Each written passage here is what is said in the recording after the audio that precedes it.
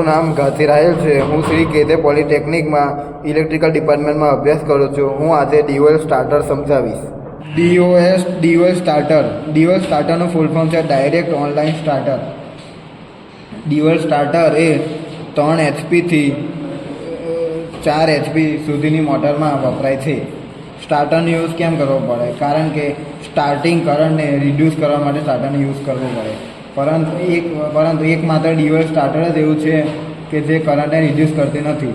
કારણ કે મોટર ઓછી કેપેસિટીવાળી છે, એટલા માટે કરંટ ઘટાડવાની જરૂર પડતી નથી. સ્ટાર્ટર મોટરની સ્ટાર્ટિંગમાં લગાવવામાં આવે છે. DOL અને સ્ટાર ડેલ્ટા એ થ્રી ફેઝ ઇન્ડક્ટરના ટાઈપ છે. જોઈ લેશો DOL સ્ટાર્ટરનું. અહીંયા 3 ફેઝ સપ્લાય આવશે, R, Y અને B.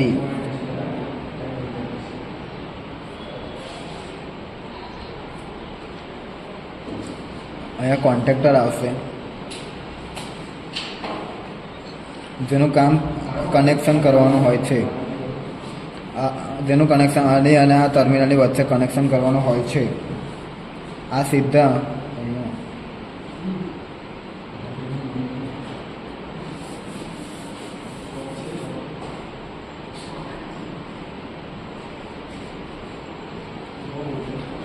આ ઇન્ડક્શન મોટરમાં, આ ટર્મિનલ સીધા ઇન્ડક્શન મોટરમાં જાય છે.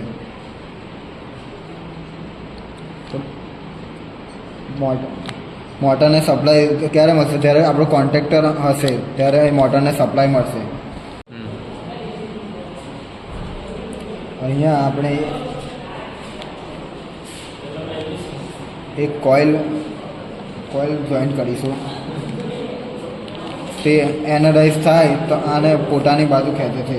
આ બંને કનેક્ટ થાય તો કોઇલ ખેંચે છે અને સપ્લાય નીચે થાય છે. મોટરને મળે સપ્લાય પછી અહીંયા મેઇન સ્વિચ આવે છે.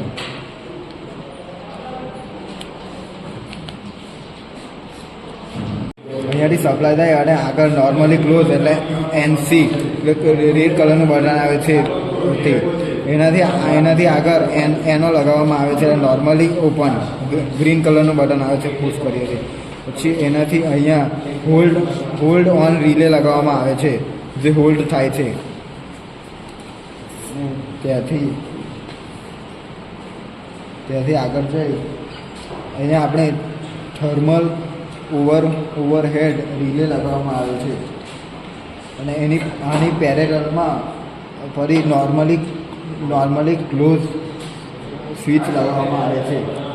તો પહેલાં સ્ટાર્ટિંગ બટન લગાવવામાં આવે છે, પછી કોઇલ એનર્જાઇઝ થાય અને મેઇન કોન્ટેક્ટ ક્લોઝ થાય અને મોટરને સપ્લાય મળે છે અને પછી મોટર સ્ટાર્ટ થાય છે. જો ઓવરલોડ થાય તો રિલે ટ્રીપ થાય અને મોટર બંધ થઈ જાય. આના એડવાન્ટેજ છે સિમ્પલ કન્સ્ટ્રક્શન છે, લો કોસ્ટ છે અને ઇઝી મેન્ટેનન્સ અને રિલાયેબલ છે.